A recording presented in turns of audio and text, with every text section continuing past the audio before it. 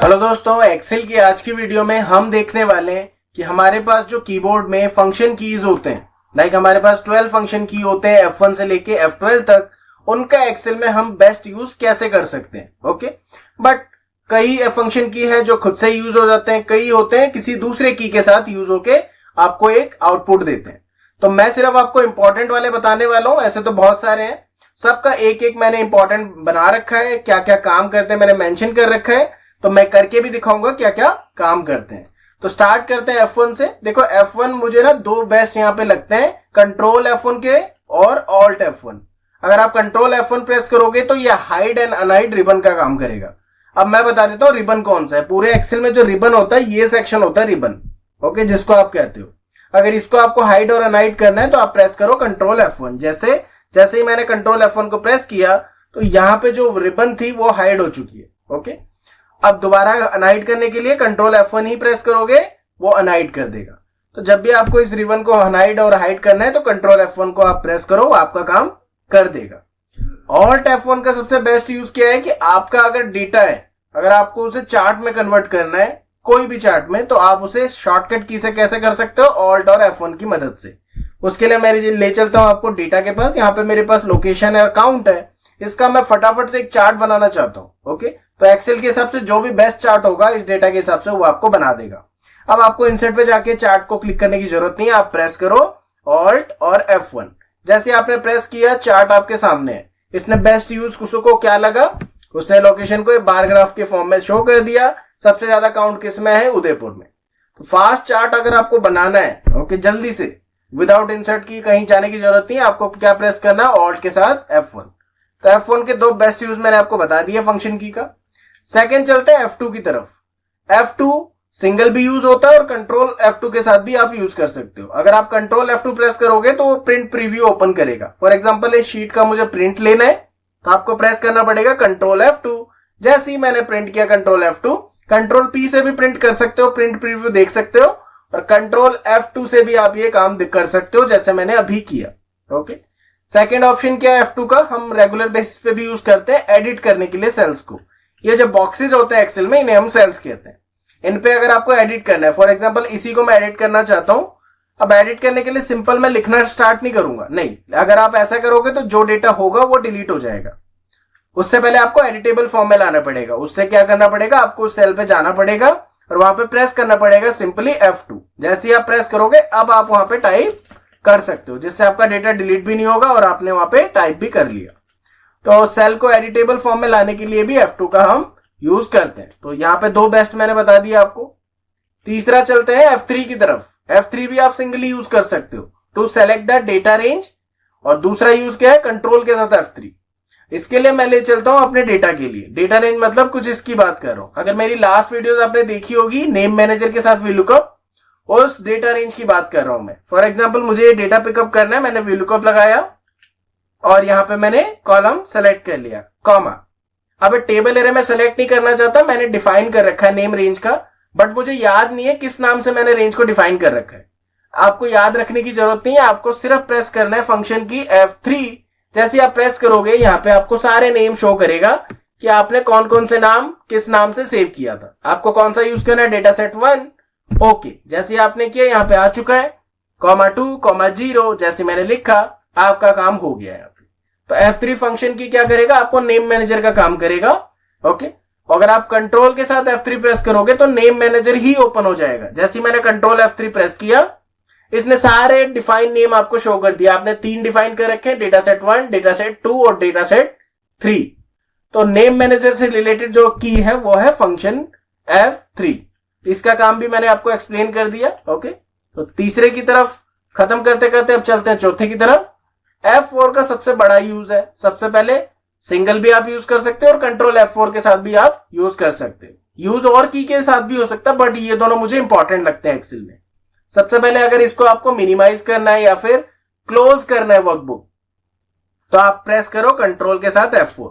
जैसे ही आप कंट्रोल के साथ F4 प्रेस करोगे, ये आपको पूछेगा कि क्या आप सेव करके क्लोज करना चाहते हो या फिर डोंट सेव या फिर कैंसिल। तो अगर आपको इस शीट को सेव करना है तो आप सेव कर लीजिए और कंट्रोल F4 से आपकी वर्कबुक क्लोज हो जाएगी। आपको दोबारा फिर ओपन करना पड़ेगा। और F4 to fix the range in formula हमेशा यूज करते हैं हम। ओके, फॉर एग्जांपल यहाँ पे मुझे VLOOKUP दोबारा लगा के दिखा देता हूं। अब मुझे इस कॉलम को फिक्स करना है तो कैसे करेंगे हम, F4 की हेल्प से ही। मैं हमेशा हर फॉर्मूले में बताता हूं 1, अगर एक बार प्रेस करोगे तो रो एंड कॉलम फिक्स होंगे, 2 बार प्रेस करोगे तो सिर्फ रो फिक्स होगा, और 3 बार प्रेस करोगे तीसरी बार में क्या होगा, सिर्फ कॉलम प्रेस होगा। ओके, और फोर्थ में क्या होगा, कोई भी वहां पे डॉलर का साइन नहीं आएगा। डॉलर का साइन का मतलब क्या, आप उसे फिक्स करना चाहते हो रेंज को, तो रेंज फिक्स करने के लिए भी हमेशा क्या यूज करते हैं हम, F4 से ही वो रेंज फिक्स होती है। ओके, तो F4 का भी बेस्ट यूज है, हम हमेशा करते हैं फॉर्मूले में। अब चलते हैं हम F5 की तरफ। F5 क्या ओपन करेगा, अगर आप सिंपल F5 प्रेस करोगे तो गो टू स्पेशल का ऑप्शन ओपन करेगा। जैसे मैं F5 प्रेस करता हूं तो यहाँ पे क्या ओपन किया उसने, गो टू का डायलॉग बॉक्स। यहाँ पे स्पेशल में बहुत सारे ऑप्शंस होते हैं, जैसे ब्लैंक सेलेक्ट करना है या फिर कंडीशनल फॉर्मेट सेलेक्ट करना है, आपको ऑब्जेक्ट सेलेक्ट करना है, तो यहां से आप कर सकते हो। F5 का सेकंड बेस्ट यूज होता है शिफ्ट के साथ। जैसे आप शिफ्ट के साथ F5 प्रेस करोगे तो क्या ओपन हो गया, फाइंड एंड रिप्लेस की विंडो, जो हम कंट्रोल F से भी करते हैं। ओके, तो शिफ्ट और F5 से भी आप ये विंडो ओपन कर सकते हो। F5 हमारा कंप्लीट हो गया। अब चलते हैं F6। F6 इतना इंपॉर्टेंट नहीं है अब, बट इसका बेस्ट यूज क्या है मैं बता देता हूं। फॉर एग्जांपल अगर मैं आपसे पूछूं कि पिवट टेबल का शॉर्टकट की क्या है, ऐसे तो 2-3 है, बट मैं जो यूज करता हूं वो यूज करता हूं Alt N V। ओके, यही शॉर्टकट की है पिवट टेबल का। अगर आपको देखने हैं कि ये N क्या है, ये V क्या है, ये क्या है, तो आप उसके लिए आप F6 से देख सकते हो, मतलब वो शॉर्टकट की के अल्फाबेटिकली आपको शो करेगा। जैसे मैं F6 को प्रेस करता हूं, आपको 2 से 3 बार प्रेस करना है। यहाँ पे देखो अल्फाबेट्स आ गए हैं। N का मतलब वो किस में ले जाएगा आपको, इंसर्ट पे। H का मतलब होम, P का मतलब पेज लेआउट, M का मतलब फॉर्मूला। तो F6 क्या करता है, अल्फाबेटिकली आपको सबके क्या करेगा, नेम शो कर देगा। ये काम होता है F6 का। अब इसको क्या करते हैं, जल्दी से इसको बोल्ड करते हैं और चलते हैं अगले फंक्शन की तरफ, और जिसका नाम है F7। F7 हम MS वर्ड में भी यूज करते हैं, एक्सेल में भी यूज करते हैं, और ये किस लिए यूज होता है, स्पेल एंड ग्रामर चेक। अगर आप पूरी शीट में कहीं ग्रामर मिस्टेक है, अगर आप चेक करवाना चाहते हो, ऑटो चेकर या फिर स्पेलिंग चेक करवाना चाहते हो, तो उसके लिए हम यूज करते हैं F7। ओके, तो आपको सिंपल F7 प्रेस करना है, ये डायलॉग बॉक्स ओपन होगा। उससे मिलती जुलती चीजें उसने दिखा दी। ग्रामर की स्पेलिंग आप ग्रीमर भी कर सकते हो, ग्रैम्पर भी कर सकते हो, रैम्पर भी कर सकते हो, जो भी आपको यहाँ पे सुटेबल लगे आप उसे चेंज कर सकते हो।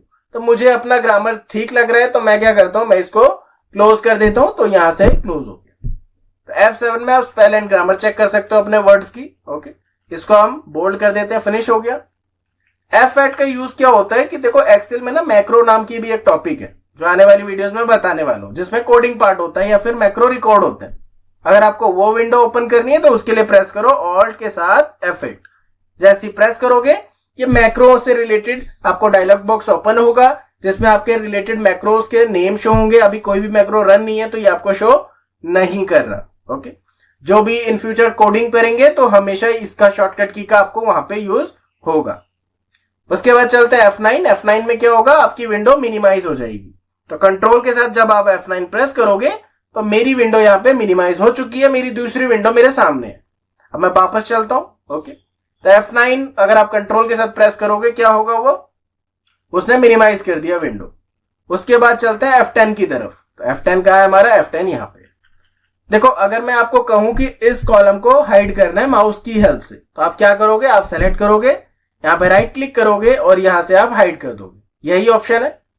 अगर आप चाहते हो कि ये ऑप्शन हम माउस से ना करो, कीबोर्ड से करना चाहते हो, तो उसके लिए आपके पास क्या है, शिफ्ट के साथ F10 प्रेस करोगे, वही ऑप्शन ओपन होगा।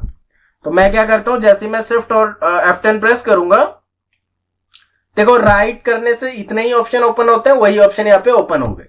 दोबारा करके देखो, मैंने इसको सेलेक्ट कर लिया शिफ्ट के साथ F10, और देखो यहाँ पे वही ऑप्शन ओपन हो गए जो हम राइट क्लिक से करते हैं। अगर आपको हाइड करना है तो हाइड, अगर आपको डिलीट करना है तो डिलीट।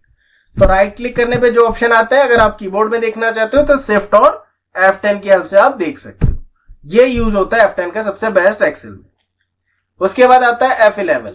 F11 भी जब आप एक न्यू शीट पे अगर आप चार्ट क्रिएट करना चाहते हो डेटा की हेल्प से, तो उसके लिए आपको क्या प्रेस करना पड़ेगा, सिंपल F11। तो मैं अपने डेटा पे ले चलता हूं और मैं क्या करता हूं, सिंपल इस चार्ट को मैं इस शीट में नहीं चाहता, नई शीट में चाहता हूं, तो मैं अपने डेटा पे क्लिक करूंगा, प्रेस करूंगा F11। जैसे मैंने प्रेस किया मेरा चार्ट किसी दूसरे शीट में आ चुका है, उस शीट में नहीं आया है, ये न्यू शीट में उसने एक चार्ट मुझे प्रिपेयर करके शो कर दिया।